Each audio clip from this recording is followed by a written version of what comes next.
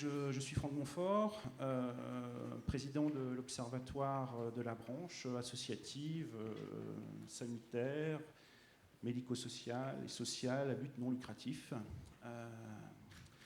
Et nous allons vous présenter donc paritairement cette introduction politique sur un sujet qui n'est pas simple pour les administrateurs du collège salarié, puisque ce constat vient de l'enquête emploi de 2012, où était acté un certain nombre de regroupements associatifs qui,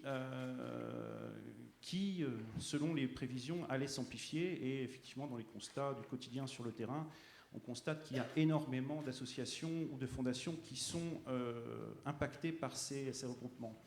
Donc je disais qu'il n'est pas simple pour le collège salarié, parce que sur le terrain, on constate qu'évidemment, il y a de grands dégâts qui sont faits au niveau des emplois, mais aussi des compétences qui peuvent exister sur le terrain et qui sont parfois mises à mal par ces regroupements et ces profils.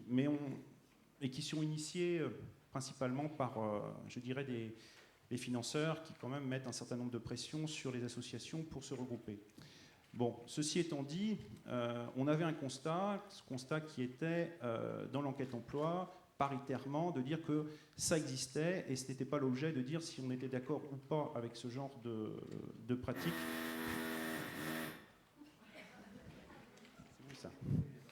Puisque nous devions donc essayer d'en tirer quelque chose pour voir même si nous pouvions dégager un outil de travail par la suite, ce que nous avons acté, puisqu'il y aura un guide méthodologique qui va vous être également présenté aujourd'hui. Donc ce constat de mouvements qui s'amplifient dans cette instance paritaire, donc nous avons acté de l'étudier et de vous le présenter.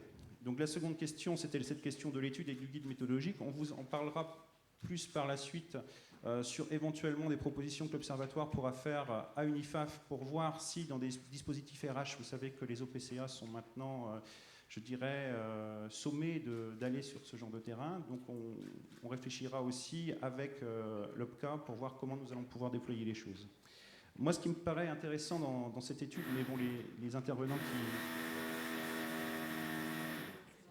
qui sont là vont bien évidemment débattre et présenter cela.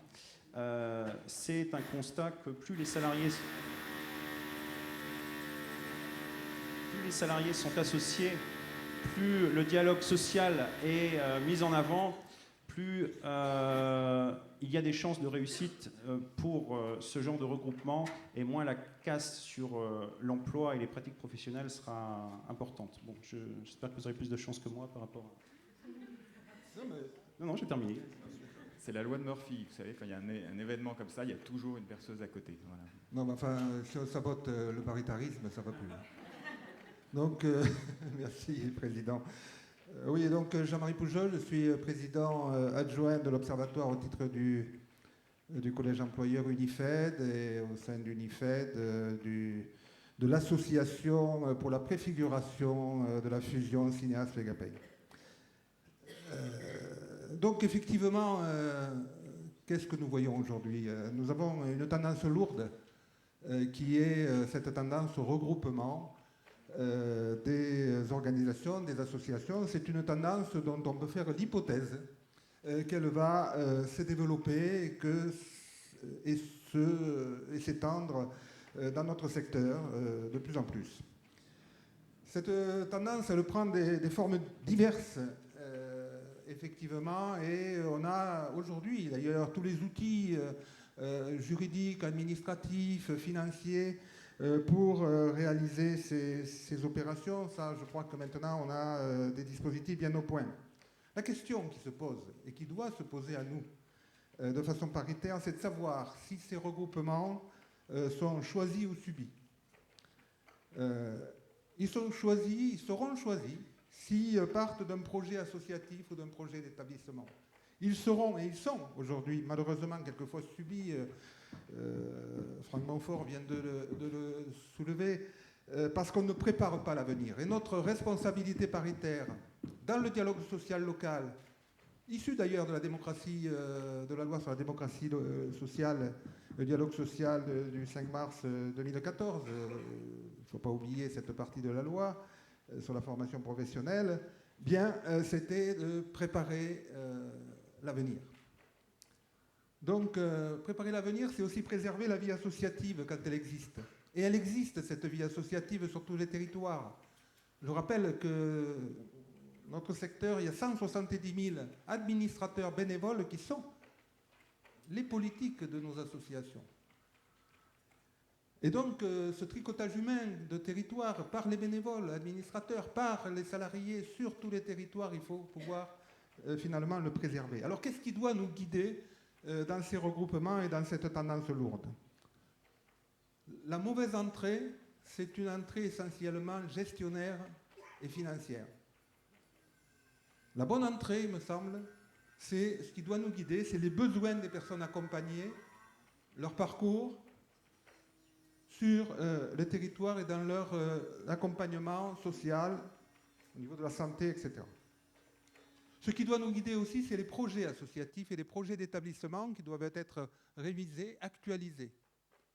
Ce qui doit nous guider aussi, c'est les valeurs ajoutées de ces regroupements. Les valeurs ajoutées pour les personnes, bien sûr accompagnées, pour les salariés, pour les dépenses publiques aussi, c'est-à-dire des dépenses qui soient peut-être mieux réparties entre les services, les actions de proximité auprès des personnes et puis des services mis en commun et qui doivent être mieux utilisés. Donc effectivement, cette étude parle des impacts. Dès qu'on agit, dès qu'on change, dès qu'on fait une action, il y a deux types d'impacts. Les impacts positifs, et je crois qu'il faut aussi insister sur ces impacts positifs des regroupements, et ils sont à valoriser, à mettre en avant. Alors effectivement, il y a aussi des impacts négatifs, il faut les prévenir, c'est notre responsabilité d'employeur, c'est notre responsabilité autour du dialogue social, et lorsqu'ils y sont, il faut les traiter convenablement. Donc l'Observatoire, comme l'a dit le Président, est encore une fois au rendez-vous de l'actualité de nos institutions, une actualité qui est aujourd'hui à l'œuvre.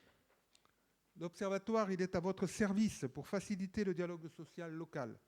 Et cette étude est aussi, on vient de le voir et on va le voir, un outil de travail sous une forme que je viens de découvrir de carnet, qui me paraît une forme très, très bien, très pédagogique et très utile pour pouvoir l'avoir sous le coude. Donc un outil de travail qui doit être à la disposition du dialogue paritaire local. Faire des études, c'est bien. Observer, c'est bien. Faire des propositions, c'est encore mieux. Et les propositions qu'on va réfléchir au niveau du COPIL cet après-midi et que l'on pourrait faire remonter au sein du CAP du NIFAF, c'est en effet peut-être une action nationale prioritaire qui réunirait sur les fonds mutualisés, qui réunirait des administrateurs, des directeurs et des IRP autour de ces questions qui permettent de préparer convenablement les regroupements à l'œuvre. Voilà. Et enfin, l'enquête emploi 2017 permettra de préciser et de mesurer les évolutions sur les dynamiques associatives et de vérifier si cette tendance lourde qui est à l'œuvre se confirme et dans quelles conditions elle se confirme. Merci. Merci, messieurs les présidents.